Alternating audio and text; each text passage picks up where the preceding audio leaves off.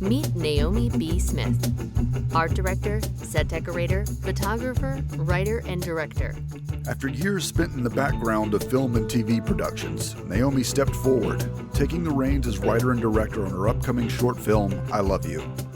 Welcome to Scratch, Claw, Push, a podcast about artists clawing out a place for themselves in the world. I'm Billy Joe Cones. And I'm Brendan Duke. Let's go. Welcome to the show, Miss Naomi Smith. Hey. Yeah, welcome. Yeah. So right at the top of the show, we like to kick it off with a thing we call the 60-second interview. Billy's going to tell you when to go, and you've got 60 seconds. Think of it like blackjack. You're trying to go up to but not over, and you're just going to tell us who you are, like an intro, who you are and what you do. And after that, we deep dive. So, Billy. All right. You ready? Yes. All right, go. Hi, my name is Naomi Smith. I'm a local filmmaker here in Atlanta, Georgia, and I also do art department and set deck. Today, I am going to be talking about my film, I Love You. Right now, we have our Seed and Spark campaign that is up and live, and we are at 32%, which is pretty amazing within the first week. So I'm hoping to see who else will love to support this local film. And it is about my grandmother, based on my true story of how, it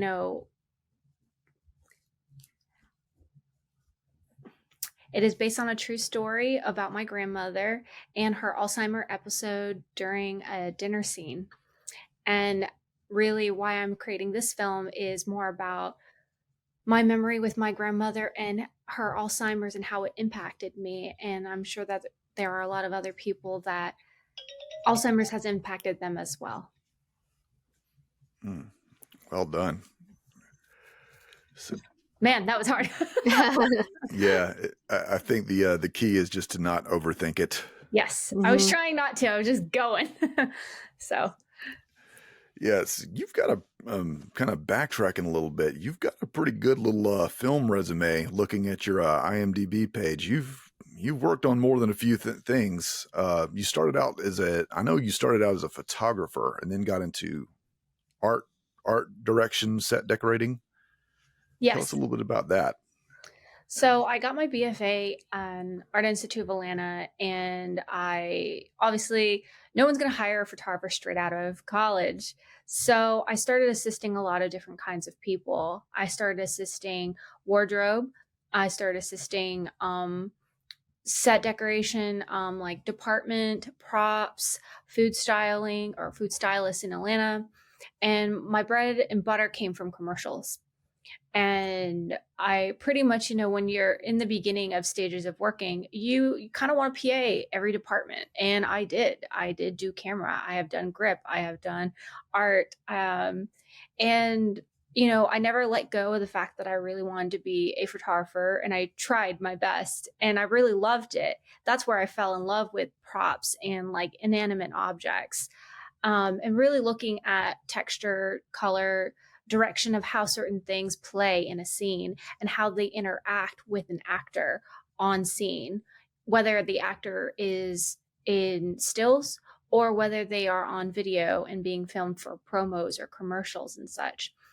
And that's when I when Atlanta was at its peak point of being extremely busy, that was my opportunity of stepping into being an art director and production designer. And I started doing a lot of promos for TV shows and movies. And I felt very comfortable being a department head, mentored a lot of different people over the years. I've been in the industry for, if I include my PA days, that would be almost 12 years now. And it's been a journey. It's absolutely been a journey. And like I tell everyone who's coming into the industry, try it all, PA every department, figure out what you like, know your skill set, figure out what you're really good at and your passions. My passions was definitely props, art direction, objects. I understood them very, very well. And that stemmed from my photography degree and doing a lot of studio tabletop shoots. I am a person who can be in the studio for hours, not even seeing daylight for hours and hunched over on a tabletop, making things look beautiful, making things look how the client would want, or how the director or DP, how they want it to be. And telling a story with objects. In the commercial world, it's always the object that is the hero, and the person is more of the kind of like the person. A person is more of the side dish to the entree, and you're kind of just advertising these products. And when I stepped into movie world, it's different. It's like people and objects work together. It's not really just one or the other that is the hero. Sometimes an object is a hero. Sometimes the person is the hero. It just depends on the script and the genre of the story you're trying to tell. And so with my script, it's heavy in art direction, heavy in sound, not a lot of dialogue. My script is 10 pages. And I've taken all the best parts of my skill set and put it into a story that I really will believe that will make an impact. And also bringing more awareness to a terrible brain disease that is an epidemic crisis in the United States. Yeah, I had a friend recently whose mom was dealing with Alzheimer's up until she passed, and it's a uniquely cruel disease. Yes. It's if and one, like, it's, even if you just theorize it, just kind of like, yeah, like you're just losing all the memory, but like to actually just, I know my great grandmother had it, and I didn't have to, because like I was so young, I didn't really get to see it up front, but just hearing what my friend was going through was just, you my heart just bleeds for anybody that has to deal with that. So I can only imagine, especially if you get to see it, if you're old enough to understand it at a young age, and you kind of get to see what that is, it's going to have an effect. So like, what was the point at which, with all your experience, you decide to finally make that leap into writing and directing? So I'm a very shy artist, believe it or not. I've been writing for quite a while, but I've never really shown anyone my writing. I've actually done 4 other projects before this one. So this is actually my 5th project I've ever done. My other 4 have been short films under 5 minutes that I have submitted around the country. And I've won a few awards here and there for these films that are under 5 minutes. They're quite abstract, always dealing with mental health and emotion, which is something that I feel like a lot of people are afraid to touch or understand. I've always leaned into my emotion as more of a strength. It's never a weakness to feel things. It's best to understand how to display these emotions and execute it in a healthy manner, such as putting it in an artistic vision, hoping that other people will understand what you're going through as well. When I started really writing around 2020, I started writing my feature film that it's still in the works. I'll probably be writing it for a while. That is about my mom's immigration story and what happened to her during the time of when she came to America to leading up to the time when I was born. And it's a story that's quite painful. And every time I write it, I start to get quite emotional. So I have to stop a lot when writing this true story. And I also have access to her immigration lawyer and all the people who have helped her during her time. And I think it can be a very powerful story, especially for parents that have to raise children on their own. And that is something that I've been working on. But the other projects that I've worked on are, I started writing a story about being biracial. I called it Halfway Here, which is stuck in the in-between. And what is it like being in the United States, being biracial, especially in the South? Started interviewing a lot of people in the South that are biracial of all backgrounds. And hearing their stories was so impactful. I knew I really wanted to turn it into a series, but I wasn't sure how to go about doing that. So I've kind of kept it aside. And I know there's going to be a right time and right place to present that. And so I've kind of kept it here. And the time is coming soon for me to reveal it. As well as like other stories. This story, I Love You, started right during our strike. And I wasn't sure what to do with all this time. I used to be so busy constantly, and all of it stopped. And I was like, okay, well, commercials is still existing. I could still do small jobs here and there. That's if they stay busy. But I couldn't rely on that. And I'm a person who can't sit still too long. I definitely have a lot of ADHD symptoms and like tendencies. I've never been Welcome to the diagnosed, club. but I definitely can say that since even though I've never been diagnosed, I feel like I can't sit still. I constantly get finicky, and what do I do with this time? And I keep myself busy by doing things that motivate me.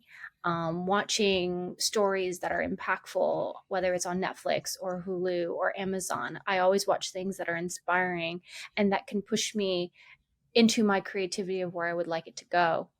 And as I've been writing this, I noticed that there was a gap in Asian storytelling when it comes to mental health.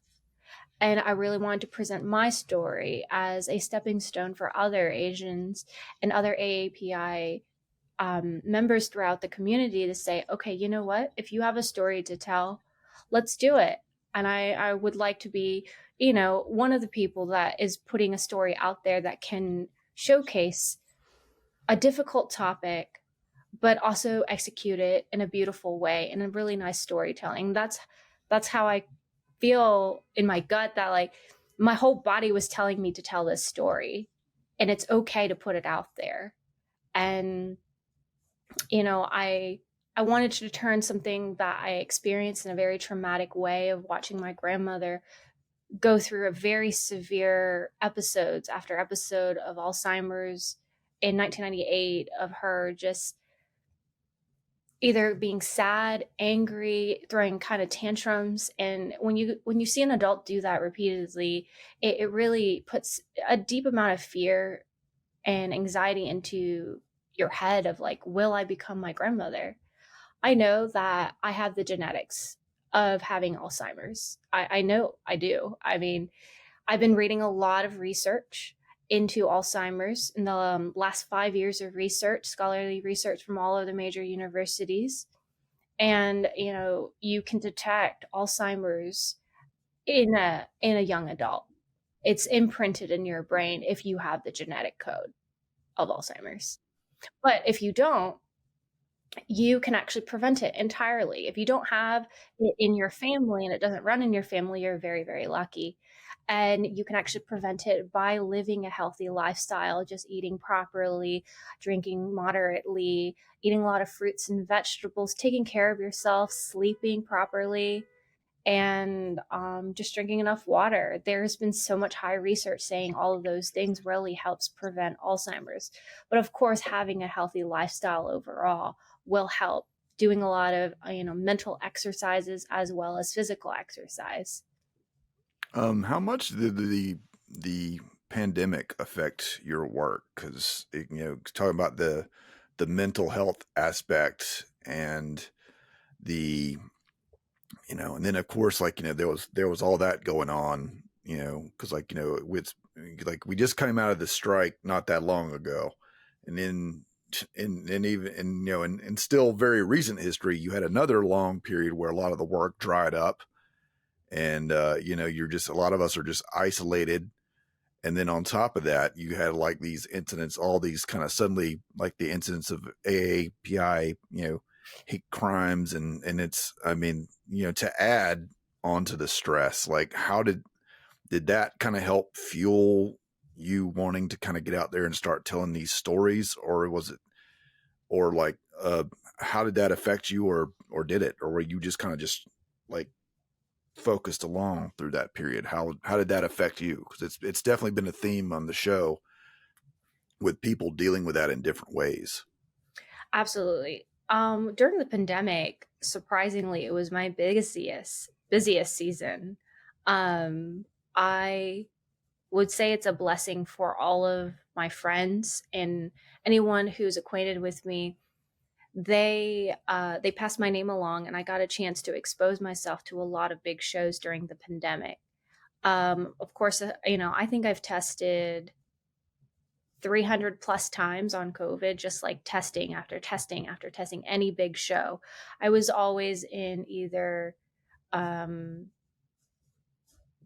was it? It's not team A. So team A is close to the actors and the producers and directors. I was either team B and team C, which would be kind of like the outside people, sticking with the art department and props, passing the props along to the next person who needs them, or buying decoration for certain things, being on commercial sets, but not direct exposure to the actors.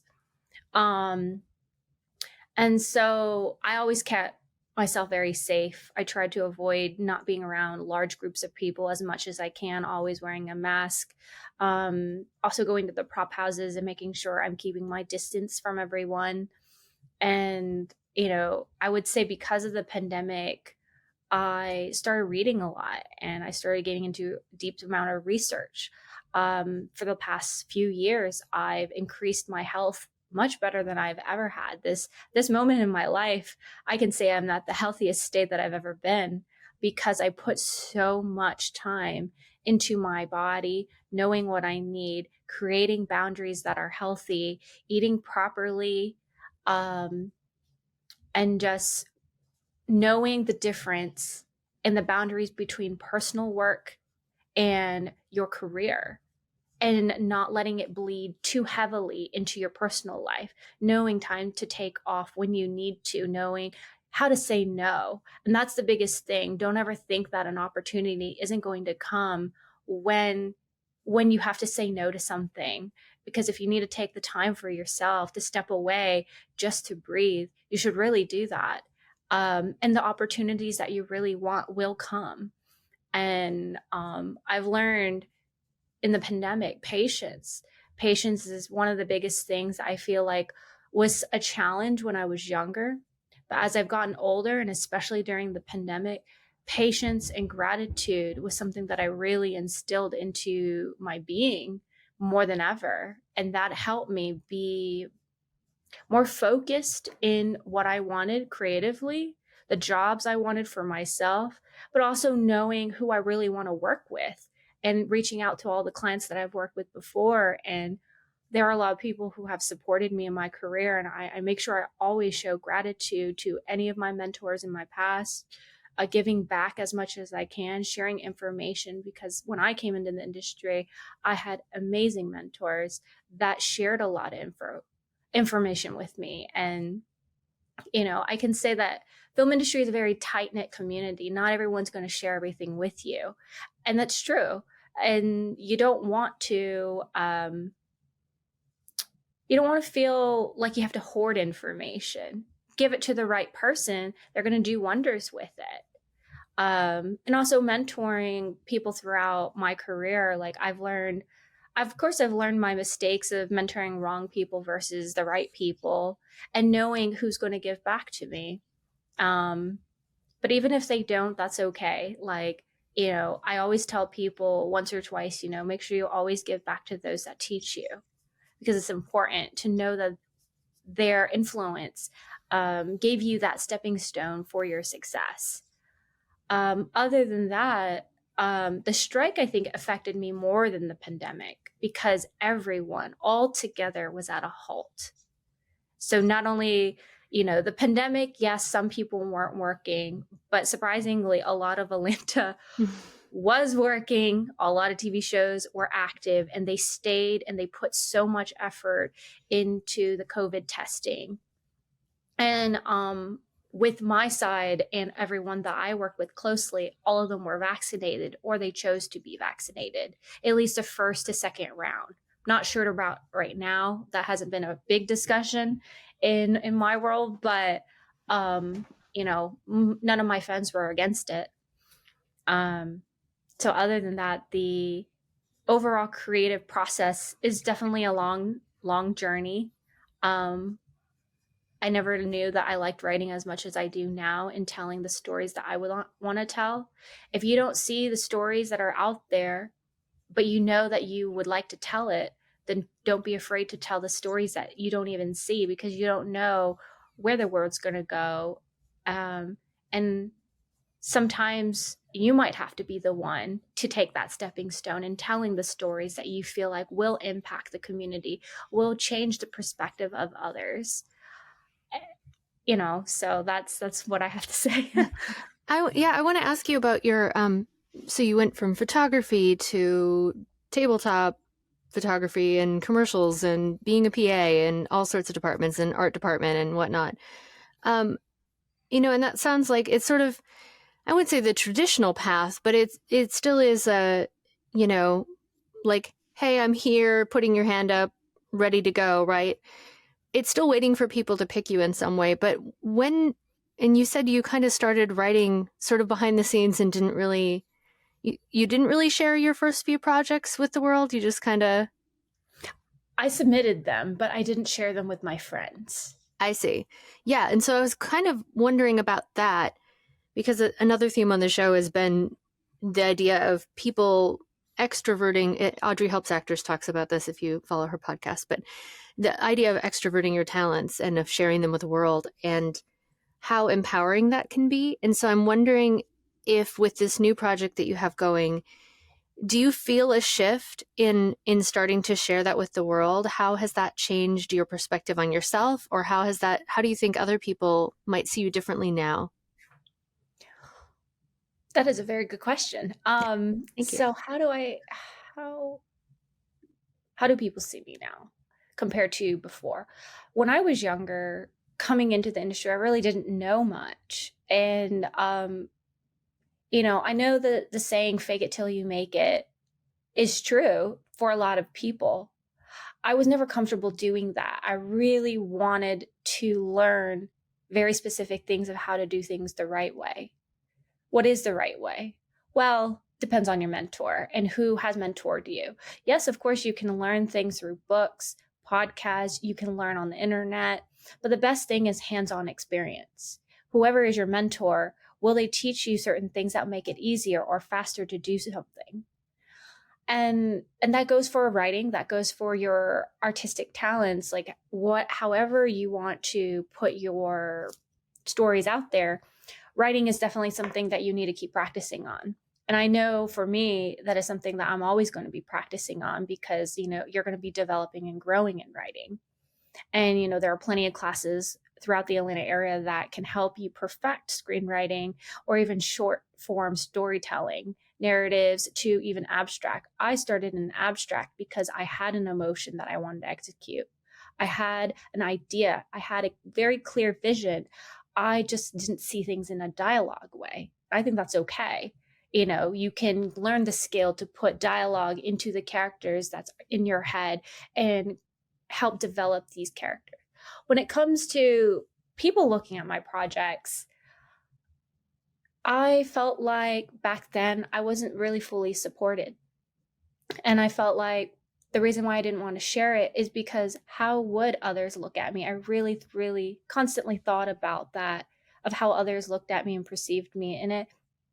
And I felt like I got it in my head quite deeply that, what's the point of trying if no one's going to like it anyways? And that sat with me for many, many years. And as how did you jump over that? I'm sorry to cut you off. I was like, so how did you, and maybe you were about to answer the question, like, how did you get over that hurdle of being like comfortable in the background, but now you've got a story to tell. And now you've got to be the one in the forefront, kind of leading the charge. Therapy, therapy, lots and lots of therapy. My therapy started in the pandemic. And I'm still seeing the same therapist from the start of the pandemic to now, weekly. That has helped increase my confidence. It helped me process information in my head to help me understand my internal feelings is not what's actually happening around me. It's all in my head sometimes with how I feel. And I was very afraid of taking that step. Sometimes I do things that shock myself. I'm like, I don't know how I did that. Some days I had confidence that I wish I could carry every day.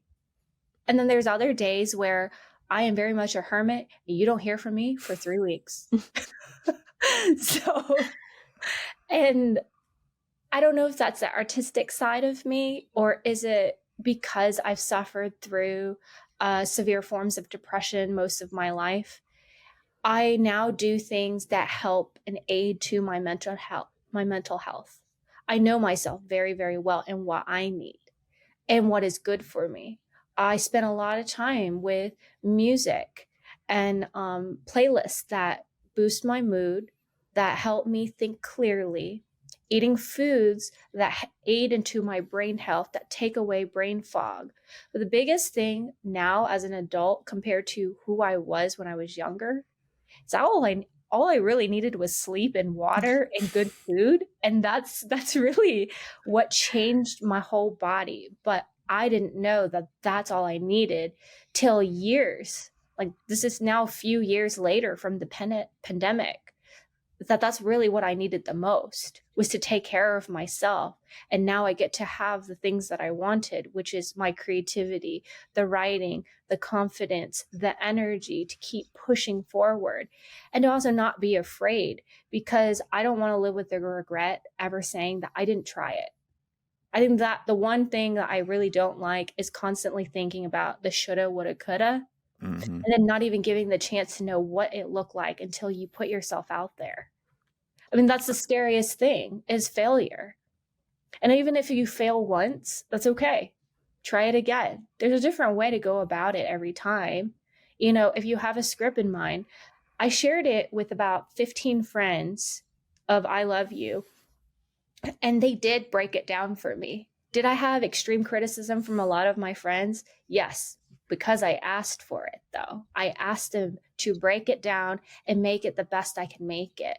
Hearing what people had to say, because your audience is who's going to be understanding your stories. So if they don't understand it in writing, will they understand it visually? I mean, it's a difference with, visual versus writing.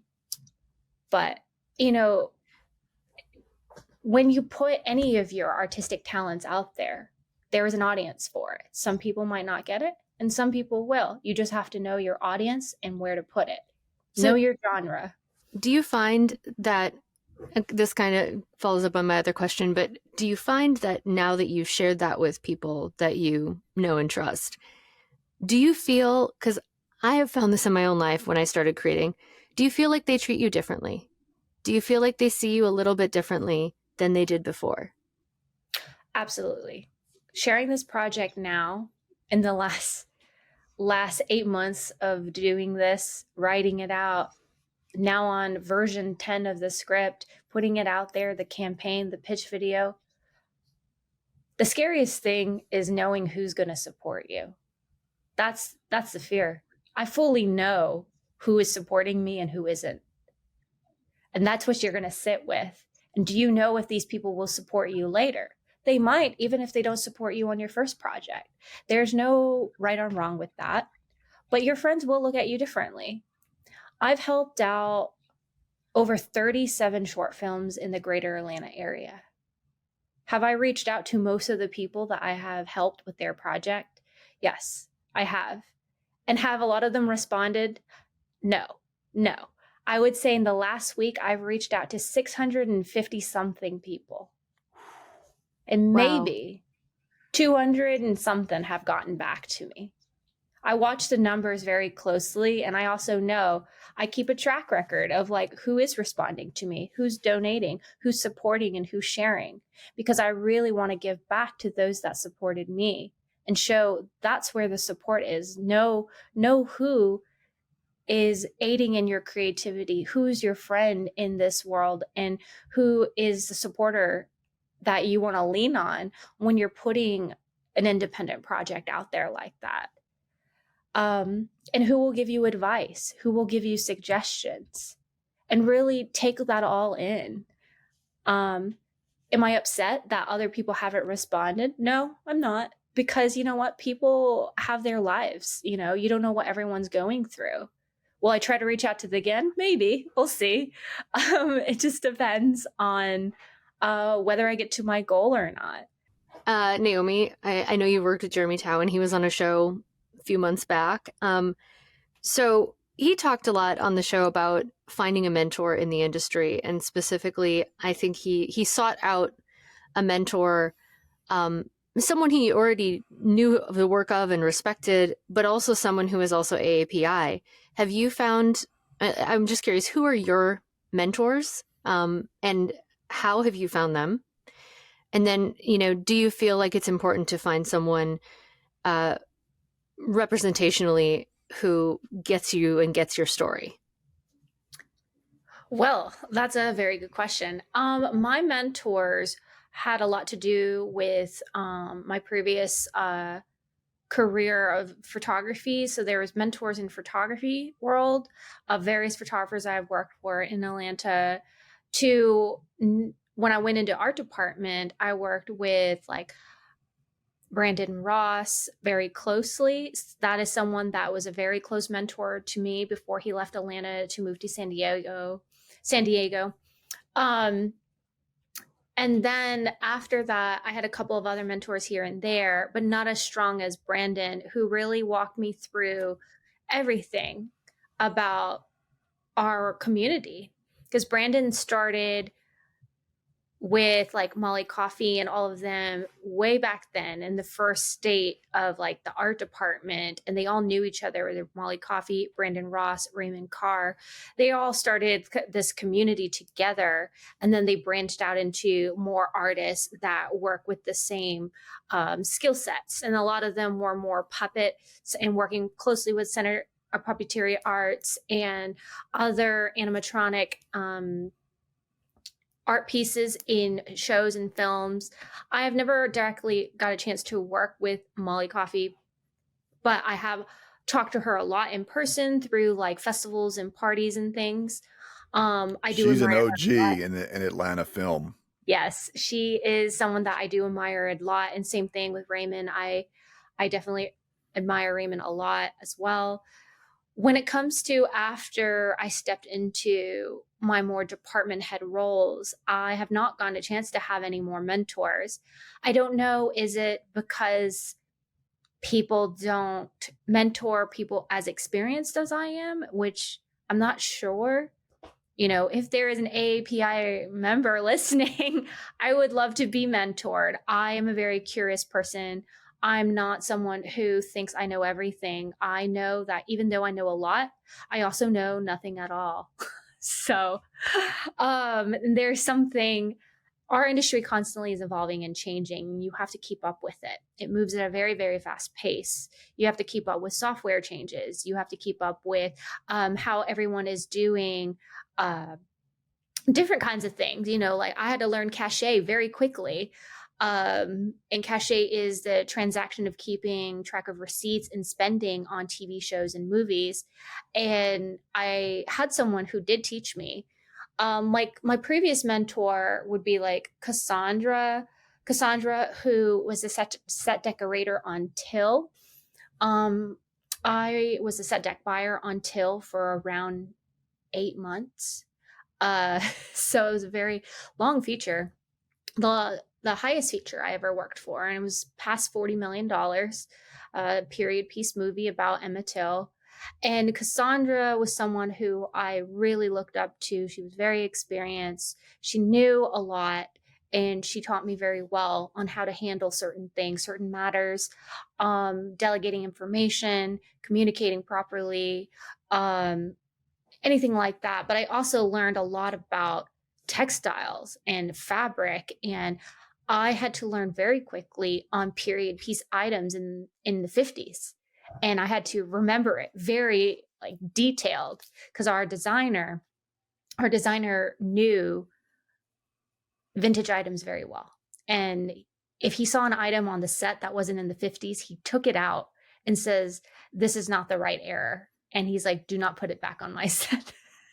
Yeah. And he was very strict about it. And like I learned about detail. I learned about communication. As I've mentored a lot of people in the last few years, one thing I clearly say to them is it's a people's game.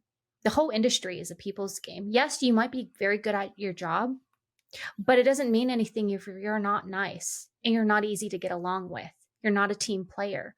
All those things are required to be in the film industry.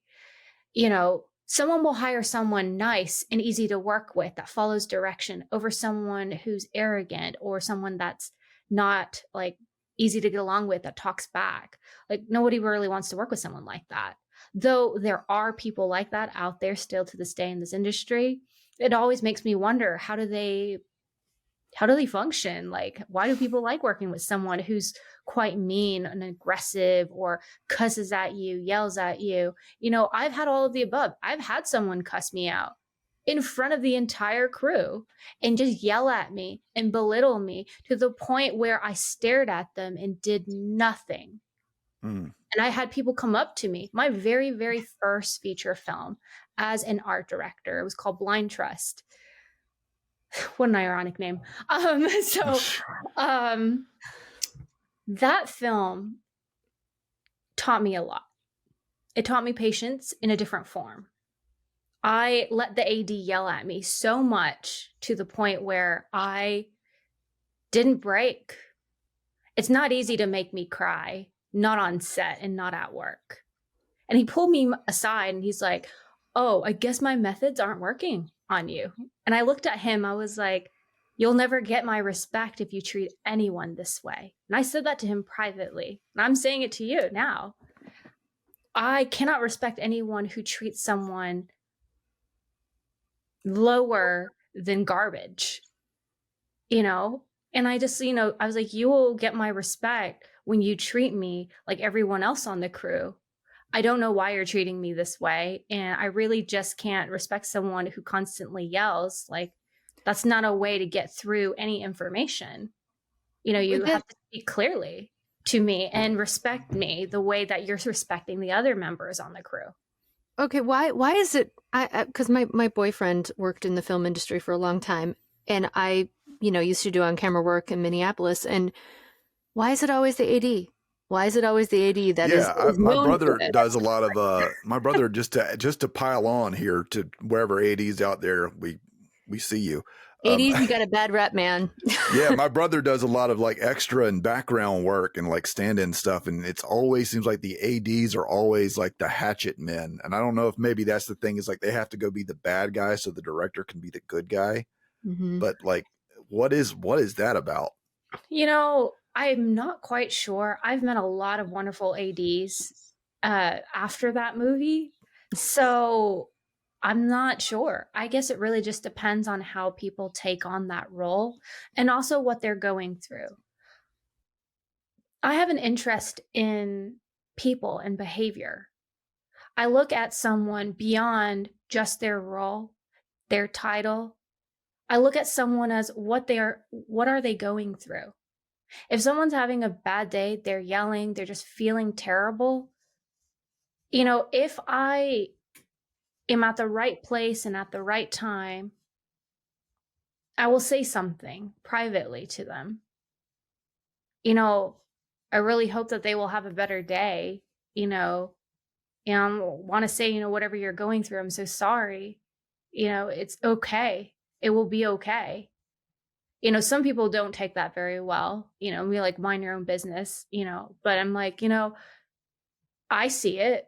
I see that in our industry for the past 12 years, from me being a PA, supposedly knowing nothing as a PA, but have eyes that can see, to even now, later, in my own experience, everyone goes through a lot in their life. And surprisingly, our industry goes through a lot more in trauma and in pain. You don't know what someone's going through. You don't know if their family member is not doing okay, or they're struggling with a divorce, or their child is sick and they're at work because they're trying to make money for their family. Who knows?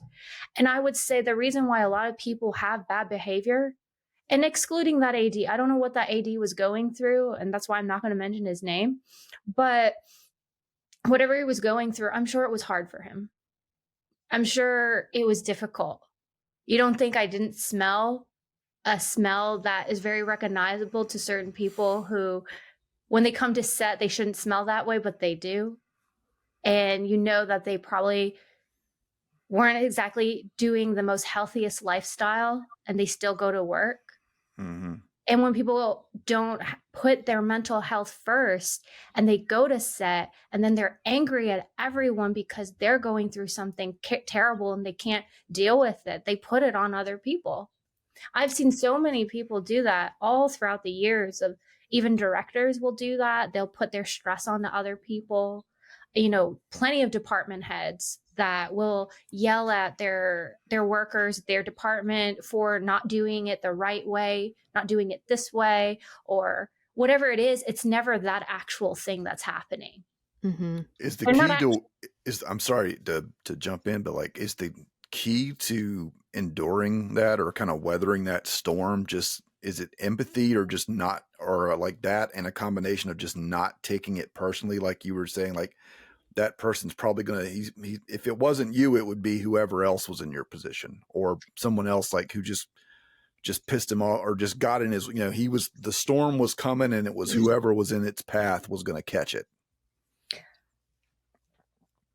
Yes, and that is true. Like when it comes to the film industry as a whole, like I said, it's knowing people really well. You don't have to endure someone treating you like shit. You really don't. You can speak up.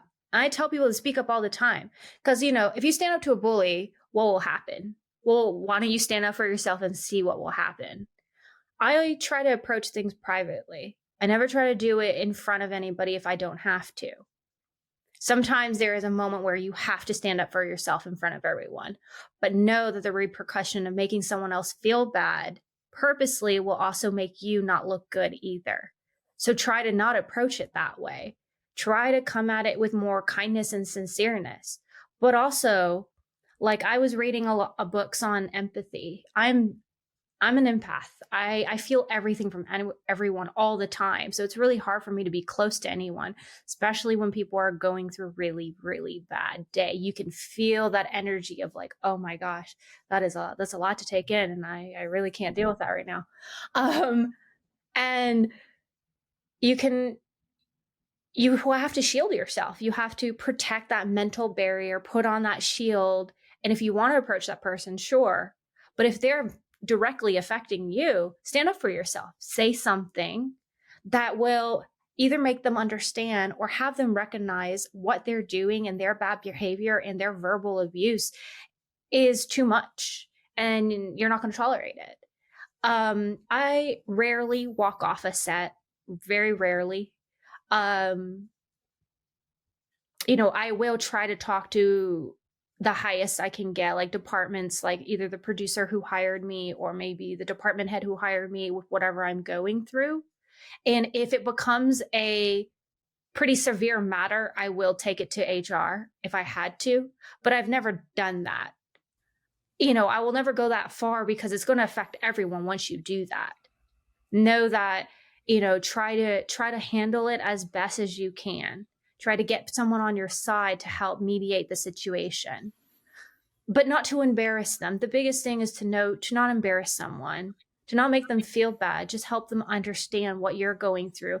Make the situation like easier by just talking and communicating in the right way. And usually I can say talking in kindness usually helps. Understanding that person usually helps. If that person needs a hug, maybe they just need a hug and they just need to let out their emotion.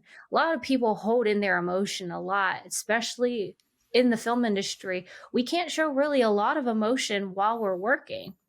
And people who have worked with me, they definitely know, for me, I do come off quite direct and aggressive with words, but I don't have a lot of time to say a lot of things.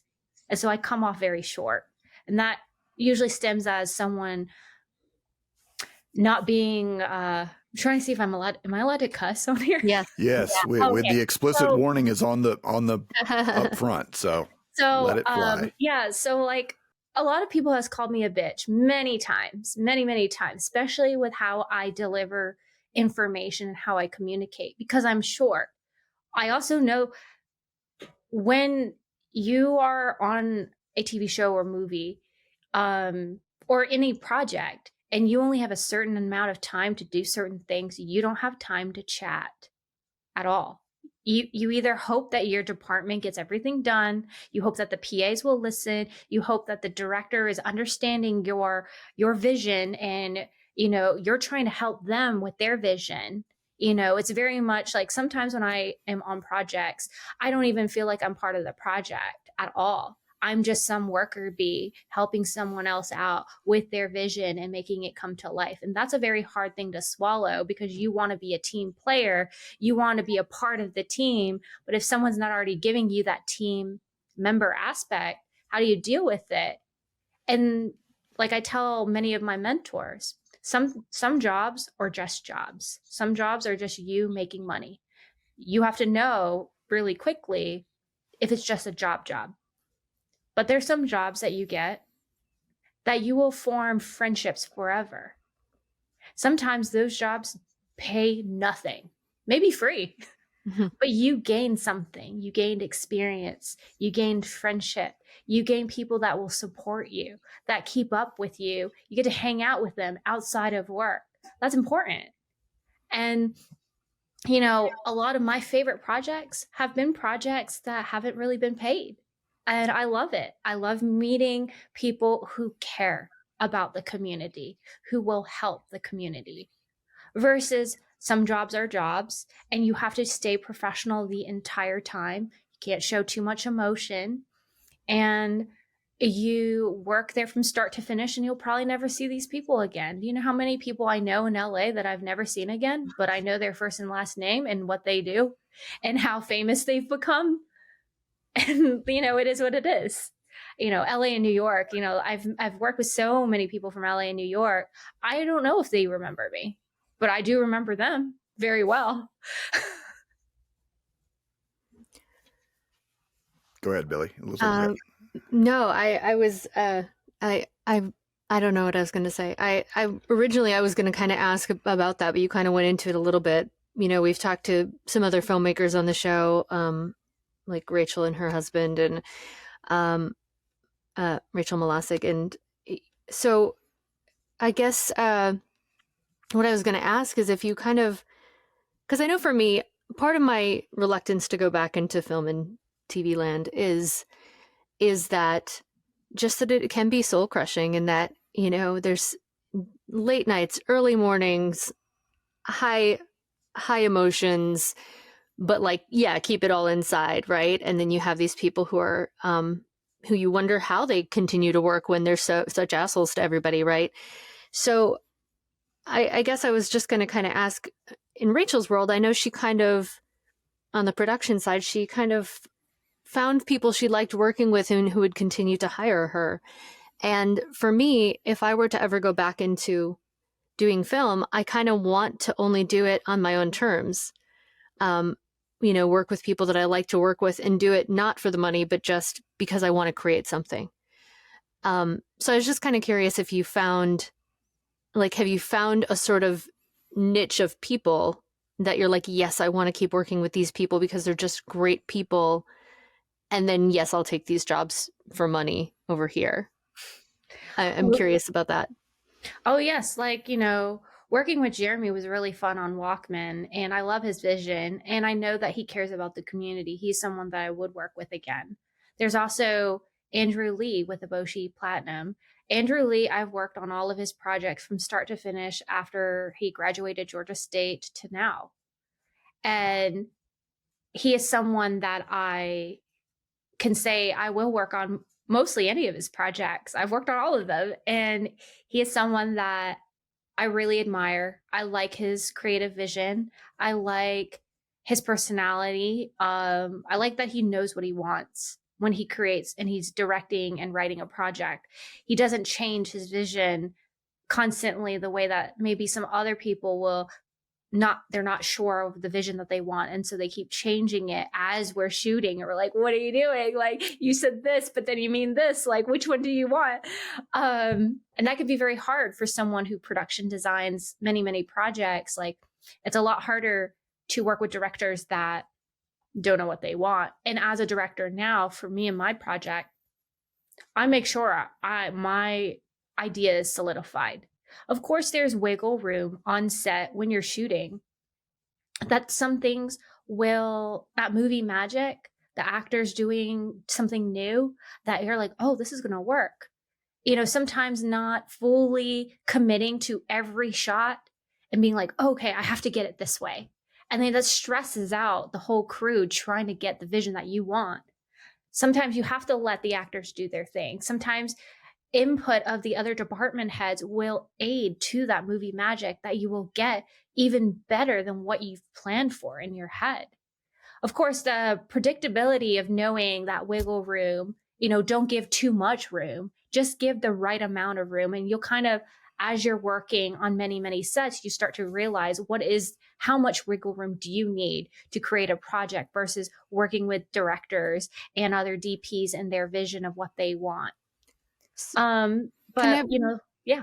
I wanted to break in and just ask about, how you came to that vision, because I know, sometimes ask about influences. So do you have any really strong influences for your own work that, besides your family and your own experience, but artistically, are there other directors that you admire? And, because I think it's hard for artists in general, when you start out, you kind of have to imitate in order to find your own voice.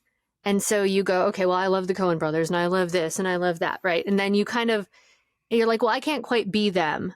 But by exploring all these other things that you love, you end up finding your own voice. So I'm curious where your voice came from besides your own experience. Well, one of my influences is Lulu Wang. She did The Farewell. Lulu, I did meet Lulu and Aquafina at the Atlanta Film Festival, got a chance to speak with them briefly. When I watched The Farewell, that was one big inspiration. When that first premiered, I'm like, oh my God, there's a grandma story and an old woman is a protagonist, and it's in a different language, and it's amazing and it's beautiful and it's so well shot. Everything A24. I have I agree. watched almost every single movie that was put out. There's some genres that are not my favorite, but I still watched it. Like Midsommar. I don't know. Something about Midsommar, like I was just like, this is so bizarre and I love it. It's a horror movie that actually takes place in bright sunlight and bright colors, which is the opposite of about every other horror movie ever made. Yes, my brain was on fire when it came to the production design. I went as far as reading and listening to the food stylist that did all of their food. But Roger and James Deakins was here in Atlanta, and I watched 3 Roger Deakins movie back to back. That week, I went up and got a book signed for my boyfriend and got a chance to talk to Roger and James, and listening to the Team Deakins podcast. Everything about them, absolutely inspiring, truly inspiring. Roger, the way he answers questions for Q&A after the movie and before the movie in his book. I love how he speaks. It's short, it's direct, and it's to the point. And he got a chance to have a lot of questions be asked throughout the whole community of Atlanta. And James telling all these different stories, and really kind of her and Roger's team effort, and also sharing information and having these wonderful conversations on these podcasts. Truly inspiring. I've learned a lot just by listening to these conversations. But the Daniels, from Everything Everywhere All at Once, from their music videos to their movies, I love it. I love how they have made very memorable shots to where they're seared into my brain and I can describe it in detail. This seared in there. I'm very, very visual. And when I have something that is so beautiful that I can remember, I won't let go of it. Recently, I've been doing my research on a lot of Asian films for my movie, and Minari. Minari is also a beautiful film. If you haven't seen it, go watch it. It's sad. It's beautiful. You feel all these characters You understand all these characters and what they're going through, but it's also in the South, in Arkansas, Korean, Southern, like different time period. And it's like, what are they going through? Do you understand them? From Random Park and Shortcomings. When I watched Shortcomings, I watched it once and I can describe it to you in detail of the entire movie because it impacted me in a way that I'm like, wow, that was Randall's director debut. And like, wow, that he executed a character that's present day, a male, young AAPI character, and that their struggles in a relationship and like, you know, what do men go through when they can't fully like understand what they've done wrong? And that's a very flawed character. And he did a beautiful job at making you feel really bad for this leading character that's not understanding what he's doing and why he's doing it. And you're like, throughout the whole movie, I was like, I really hope this character gets better because he seems to be so flawed, and it felt so real. It felt so real. I like movies that are based on like real events that are happening in our life, what we're going through and how are we feeling. In every book I'm reading, like all sorts of books, I get inspired by so many different things, and I write them all down. And if you're someone like me who has so many ideas, carry a little notebook with you. Write it all down. Know what inspired you. Know the day, time, why it inspired you, and write out these little words. Really read a lot. Know really good adjectives to describe these moments that you want to go back to.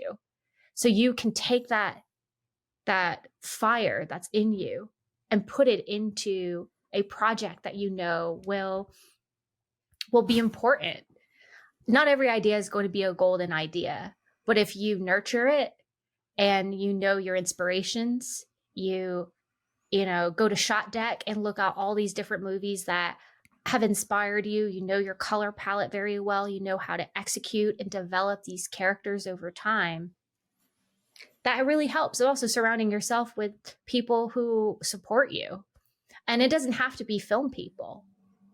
It can be family and friends that are outside of films that will support you and your ideas. And that's important. Without that, what I've learned by listening to podcasts and watching seminars and reading books, without a support group, those people are very lonely. They're depressed. They don't know what to do with themselves. They don't have a community. They lock themselves away in their home. They don't see anyone. And sometimes I'm not sure if that's the healthiest way to nurture good ideas. If you have an idea, you want to take that and you want to present it. And for me, like, I already spent too long of my younger years in my 20s. Like, my 20s is gone and I didn't know how to nurture certain ideas. And I don't want to lose the time that I have left. I want to tell stories that can be impactful, be around people I like and love, and do jobs that I enjoy. And being in the film industry, I know when to say no. You have to learn how to say no to jobs because just because it pays well doesn't mean it's going to make you happy. Will you say no to something that you know is a complete shit show? Like, if you know that you had a nightmare with that director or that person or that production company, don't work for them again. Just don't do that to yourself. Don't Well, reward their bad behavior. Yeah, I have a blacklist. Everyone has a blacklist. Everyone should have a blacklist. You better write in detail what that person did to you. And remember, will that person change even 5-10 years from now? People do change, yes. But certain characteristic traits won't change. You have to draw the line for yourself. Your sanity is there. Film industry, there's a choice. There's a choice of saying yes or no to get into those jobs. There's a choice of who you want to work with. There's a choice of standing up for yourself. But there's all the right way about doing it. And there is a time and place to do it too. If someone's really harassing you and bullying you, yes, definitely probably take that to HR. That's a big concern. But if it's something smaller than that, just talk to the person. It's as simple as pull them aside, talk to them privately, and see where it goes from there. Because sometimes you're Use going your to get that words. respect. Yeah, use your words, but use it nicely. Do not talk to someone when you are pissed off and angry or sad. Know what you're going to say. Take the time to execute what you're going to say, and they will understand you. Like even with my boss, I had a professor in college. He was known as the meanest professor. And I knew I had to go through him to get my portfolio and my degree. He's made me cry twice within the 5 years that I went to school. Twice. And eventually I pulled him aside and I talked to him. I was like, I just talked to him. I was like, hey, why are you so mean? Why are you like this? And he's like, what are you talking about? I was like, do you not see the discomfort you're causing in the class? Like, you cause people to feel crazy. I know I'm not the only one, but I'm not sure if anyone's ever told you, like, we're paying for our school. We're paying to be in this class. You're making it very hard to like anything about this industry. And like, I talked to him and he never treated me bad ever again. And every time I had a question, I just went to him and he helped me. And he learned to help me push my boundaries in creativity. And that was a professor in college in 2012. And that's when I started to really realize what I can do. I did an unpaid internship for the Georgia tourism. And I learned right away, I will never be a desk person. I will never sit at a desk for anything. I cannot be at an office for that long. I feel like my entire being is wiped away very slowly in this weird world of office world that I do not comprehend in any shape or manner or nothing. Like, it was being in an office is so draining for me. I'm a person who can be on my feet for 8, 10, 12 hours. I've pushed myself up to 16. I prefer not to. Don't want to work for 16 hours, but I have many times over. And, I don't have control over that timeline. It has a lot to do with, whether the director got their shot or not for TV shows and movies. I've heard many a horror story about of what happens when you're at the mercy of an indecisive director. I have a hard time working with directors that overshoot. And I'm like, why are we on take 16? Why? Why is there not aren't there at least 3 really good ones in there? Maybe 1. And then you have like 3 really good backups. Why are we on take 16? I don't understand. And I'm watching it. I'm sometimes watching it. And sometimes, it can be as simple as the client didn't like it. It's not even the director. Commercial world, it's also the agency and the client. Yeah. If they didn't like the shot, you're going to keep going and going and going. There's a couple of clients that I want to mention, but I'm not sure if I want to have a bad rep. But it's a very big brand in Atlanta, one of the many big brands in Atlanta, and they will overshoot all the commercials. But commercials are not like movies. You have a short amount of time with a multi-million-dollar commercial that they want to put out this big national campaign ad on.